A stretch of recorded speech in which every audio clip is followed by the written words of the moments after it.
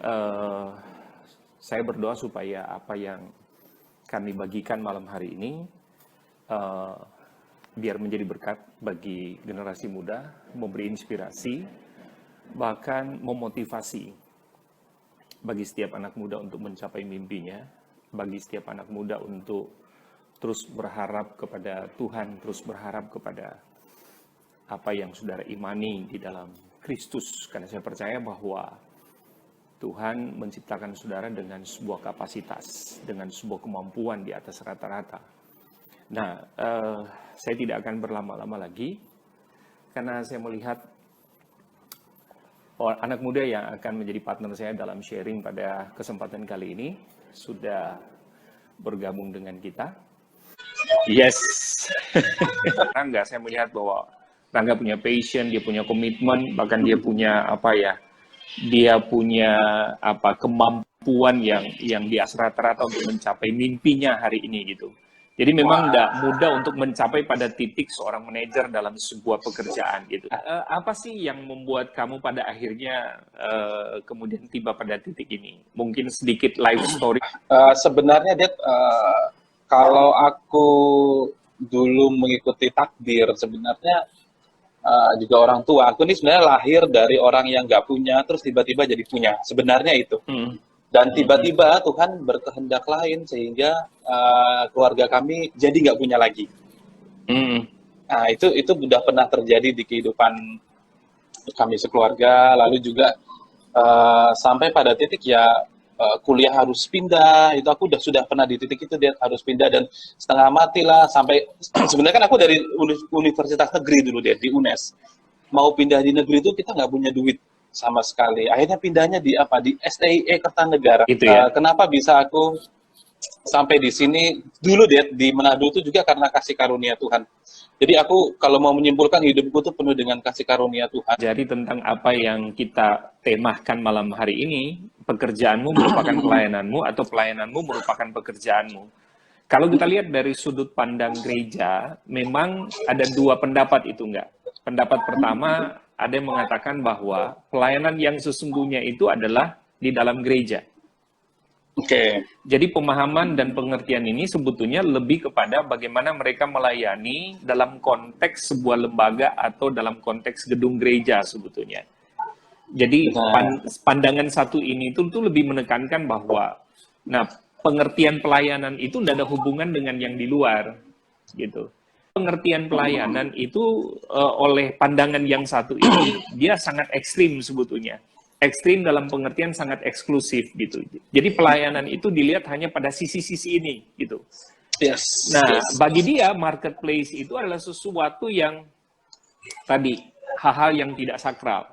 Bagi dia marketplace itu merupakan hal-hal di luar daripada sebuah pelayanan dalam konteks gereja gitu ya. Nah, tapi juga ada pemahaman yang lain lagi bahwa pelayanan itu sebetulnya adalah lebih inklusif. Jadi tidak hanya kepada dalam gereja dan seterusnya. Aku tidak setuju dulu dengan kata sekularisme. Oke. Kenapa? Sebenarnya sekularisme kalau kita belajar di kampus atau dalam terminologi manapun, sekularisme itu diciptakan atau terbentuk ketika zaman Renaissance, zaman pencerahan Eropa. Nah, justru sekularisme itu diciptakan oleh orang-orang yang percaya Tuhan, Zaman Renaissance itu kan bumi terbelah menjadi dua, di mana ada orang yang tidak percaya tentang keberadaan Tuhan dan tentang orang yang masih percaya dengan keberadaan Tuhan. Sekularisme itu dibuat oleh orang yang percaya tentang keberadaan Tuhan untuk mengimbangi teori itu sebenarnya. Jadi sekularisme itu adalah pandangan untuk memisahkan yang mana pekerjaan Tuhan dan mana pekerjaan mana yang bagian pemerintahan. Sebenarnya itu dasarnya tuh baik banget. Tapi entah semakin kesini semakin berkembang, aku nggak tahu seperti apa. Kadang-kadang ketika aku mendengarkan, ya itu kegiatan sekuler gitu. Loh, what's wrong with sekuler? Kita bekerja di kafe, kita anak Tuhan, kita bekerja di kafe. Kita bertentangan misalnya dengan katakanlah doktrin, Saya nggak bilang gereja, tapi mungkin lebih kepada pesannya. Seperti itu. Tapi kamu ngapain main di situ? Gitu. Ya, oke, saya main di sini karena saya butuh duit. Saya nggak mau ke gereja itu untuk memenuhi kebutuhan saya, karena kebutuhan saya di gereja itu untuk memenuhi kebutuhan batin saya. Nah, ketika kita di situ, kita nggak bisa, Dedi nggak bisa berkhotbah di dalam kafe yang seperti itu. Tiba-tiba Dedi ketika lagi rame, tiba-tiba pegang mic, "Dai, dengarkanlah anak-anakku. Aku ingin berkhotbah, bla bla." Nggak bisa. Tapi dengan kita melakukan doing something positif, jadi ya itulah cara kita berkhotbah, dengan tidak minum, dengan tidak katakanlah tidak merokok misalnya, Dad. Atau katakanlah kita tidak ya kita tahu lah kalau bekerja di kafe itu begitu banyak godaan yang bisa datang dan pergi dengan cepat kan. Dengan kita tidak melakukan itu saja, itu kita sebenarnya sudah berfirman, kita sudah melakukan sesuatu pada konteks kingdom value sebenarnya. Jadi kalau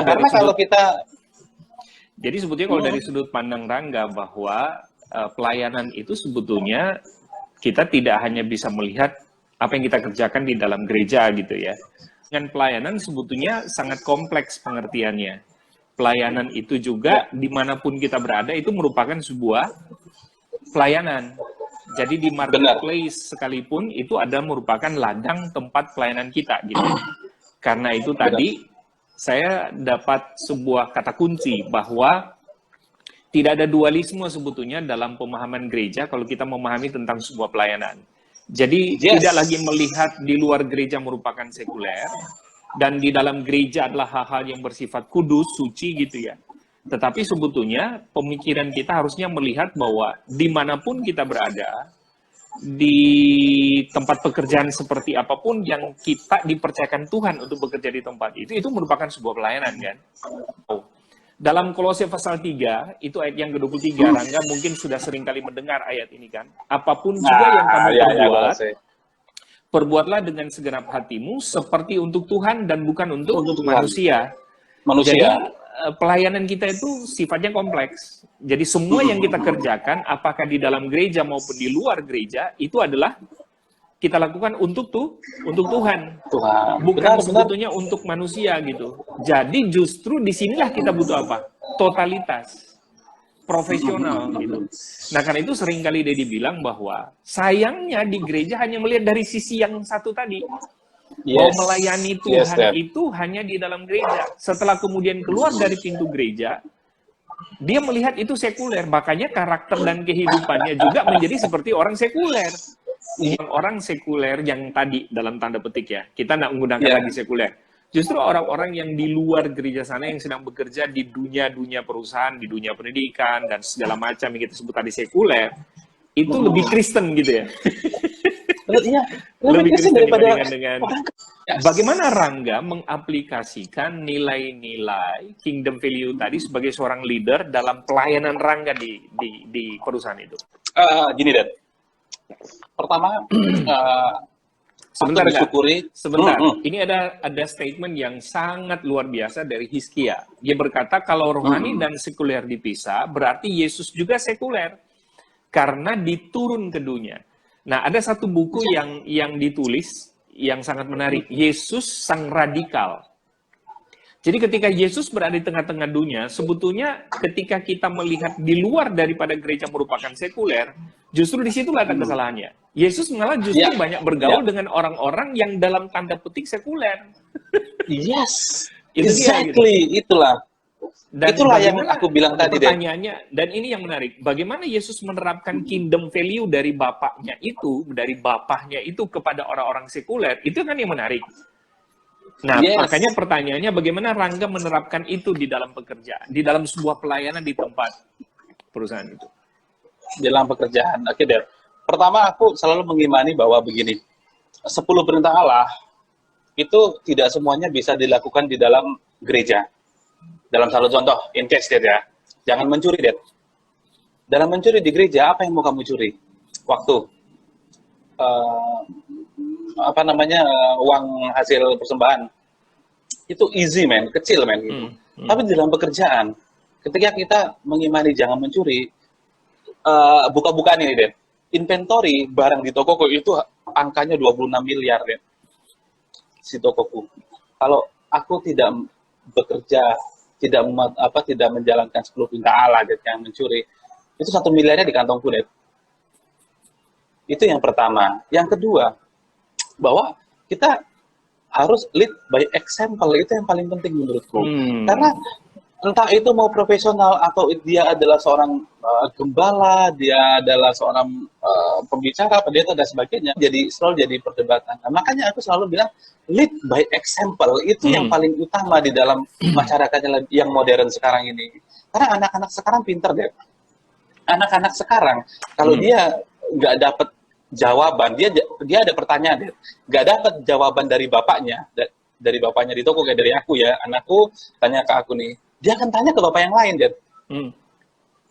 Gitu. Hanya karena kadang-kadang kita nggak bisa tegas aja, kita nggak bisa lebih example. Gitu. Okay. Kalau bisa nggak itu kalau saya ini izin 3 hari gitu, nggak bisa. Tapi kemarin bapak izin 3 hari gitu Pak, itu nggak masuk gitu. Nah itu yang disebut dengan lead by example. Kadang-kadang kita 2 poin itu sih, Dad, aku, Dad. Jadi 2 poin itu saja. Yang pertama Rangga lakukan itu berdasarkan ini dulu, lead by example. Paulus lebih menekankan bahwa kalau kamu menunjukkan sebuah keteladanan dari apa yang saya ajarkan, itu jauh lebih penting sebetulnya. Dan itu jauh lebih kuat, kan? Integritas.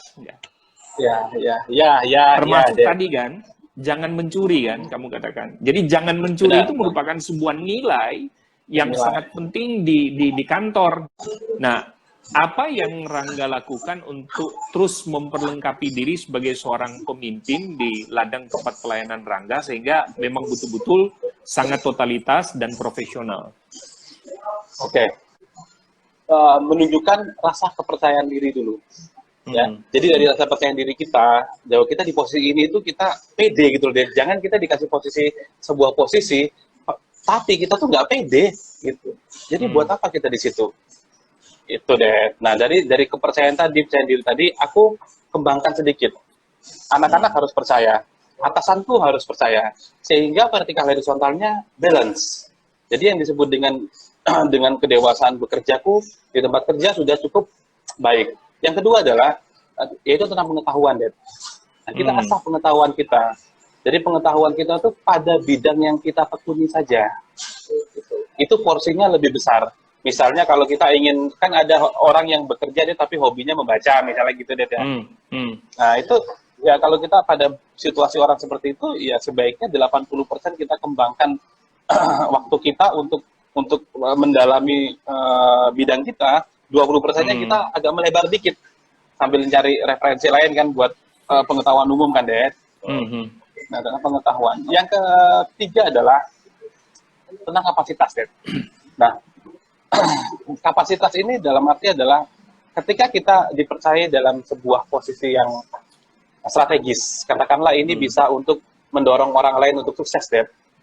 Kita harus tahu, kita harus mempelajari kapasitas orang di bawah kita, bukan kapasitas kita diri sendiri, tapi orang di bawah kita. Mana orang-orang yang bisa membantu pekerjaan kita, itu yang kita kembangkan, Dad.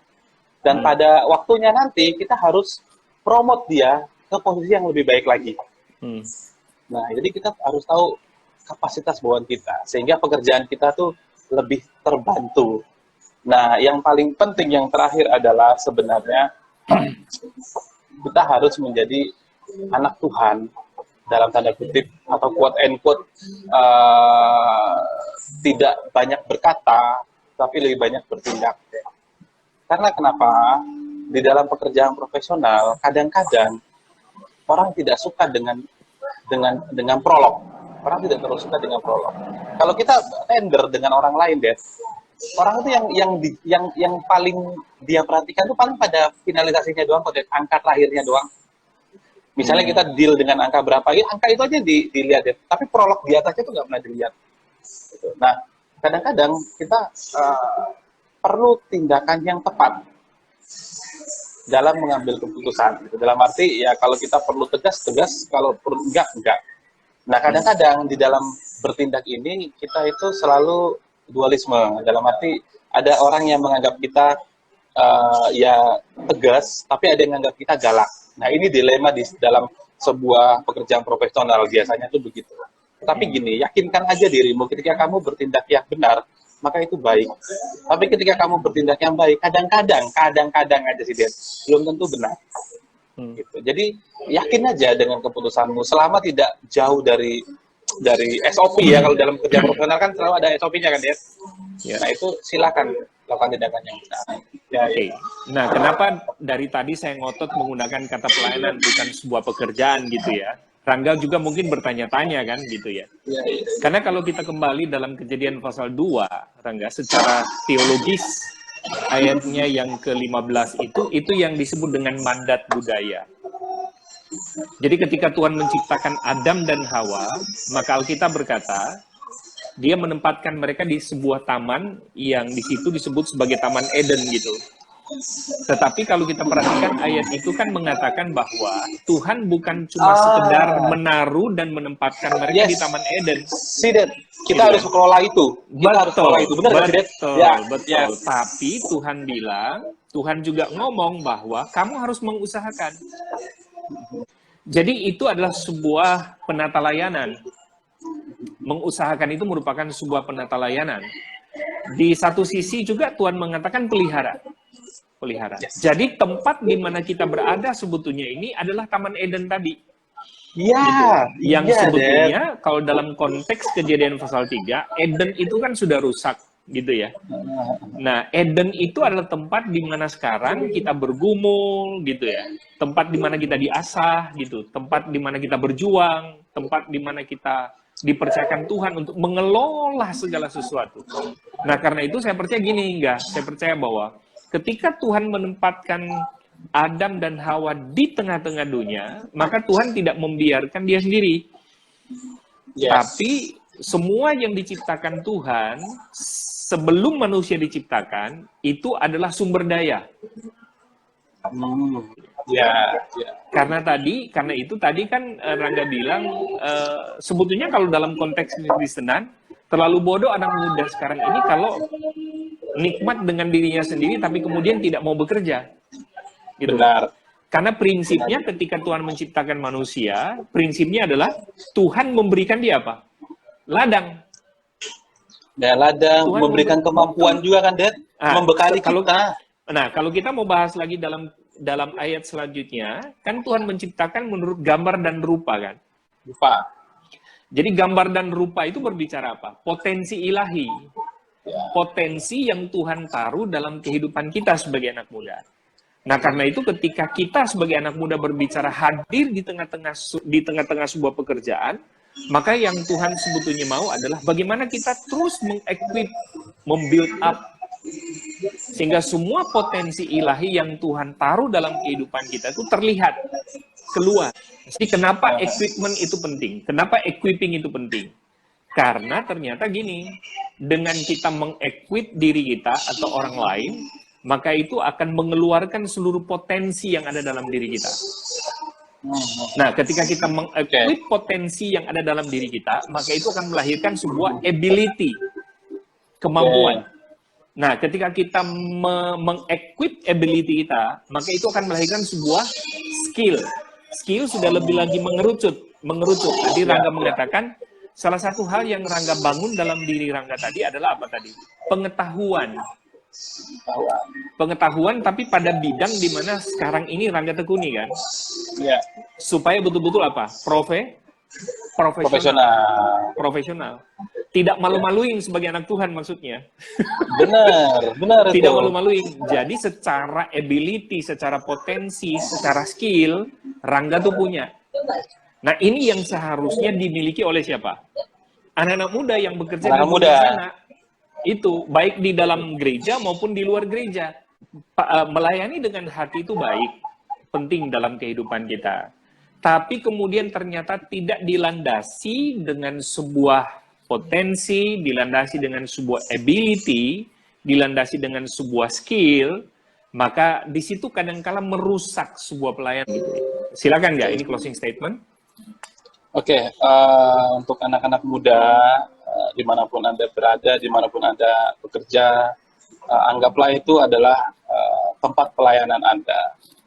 Bahwa disitulah sebenarnya gereja Anda. Kalau kamu masih bingung dengan siapa dirimu, lalu aku harus jadi seperti apa. Tanyakanlah pada dirimu sendiri, jangan pernah bertanya kepada orang lain gitu. Sebab masa depanmu itu yang menentukan adalah dirimu sendiri. Kita semua punya cita-cita, saya punya cita-cita, kamu punya cita-cita, yang lain juga punya cita-cita. Tetapi untuk mewujudkan cita-cita itu harus ada langkah besar dari kita sendiri, bukan dari orang lain. Terkadang anak muda sekarang itu, Dad, itu hidup dari hidup dari perkataan orang lain. Cobalah kamu hidup dari apa kata Tuhan. Tuhan itu berkata dari cobaan, memberikan pesan dari cobaan. Yang ketika kita senang, Dan, ketika kita dapat rezeki berapa ratus juta gitu, tiba-tiba rekening masuk, Dan, kita melupakan Tuhan, Dan. Paling yang diingat cuma perpuluhan doang, Dan, 10%-nya buat Tuhan ya, gitu doang, Dan. Tapi kita nggak pernah doain kan orang yang memberikan itu. Kita nggak pernah doain kan, nanti uang ini akan aku jadikan berkat untuk orang lain, supaya orang lain nanti terberkati juga. Itu tidak. Nah, aku berpesannya adalah, coba dengarkan kata hatimu, lalu sering-seringlah berkomunikasi dengan Tuhan, dan cobaan itu adalah pesan Tuhan. Ini aku udah mention 3 kali itu. Dengarkan dengan seksama. Ketika kita berbicara tentang pekerjaanmu merupakan pelayananmu, itu sudah jelas bahwa gereja itu bukan merupakan sebuah dunia dari planet lain gitu ya, atau hal-hal yang bersifat sekularisme, atau hal-hal yang bukan hal-hal yang tidak kudus. Dan kemudian di dalam gereja itu dinilai lebih kudus, lebih suci, karena itu kita harusnya lebih lagi dalam melayani di gereja itu gitu ya.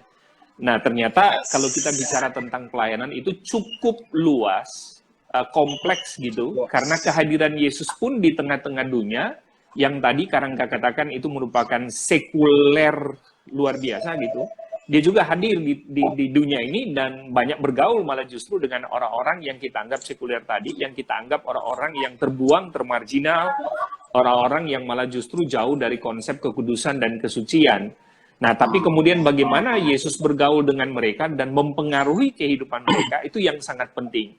Tadi Karangga sudah sampaikan bahwa bagaimana dia menerapkan kingdom value yang membentuk kehidupannya, yang membentuk cara berpikirnya, sehingga dia mencapai pada titik hari ini, ternyata dia lakukan dengan pertama, jelas dengan integritas yang dia miliki, dan yang kedua adalah dia memimpin dengan keteladanan.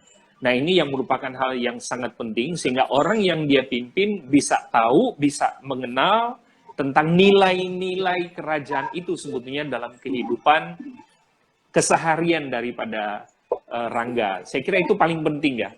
Saya kira itu poin kita malam hari ini. Jadi, jangan melihat sebuah pelayanan itu dengan cara berpikir yang dualisme. Tapi kita harus melihat bahwa dimanapun yang Tuhan tempatkan bagi kita untuk bekerja, itu adalah merupakan sebuah ladang pelayanan, di mana itu juga merupakan tempat di mana kita harus memanifestasikan seluruh nilai-nilai kerajaan Allah yang ada dalam diri kita, sehingga melalui kehidupan kita, baik example tadi, orang bisa melihat Kristus. Kita bisa menjadi garam, kita juga bisa menjadi terang di tempat itu.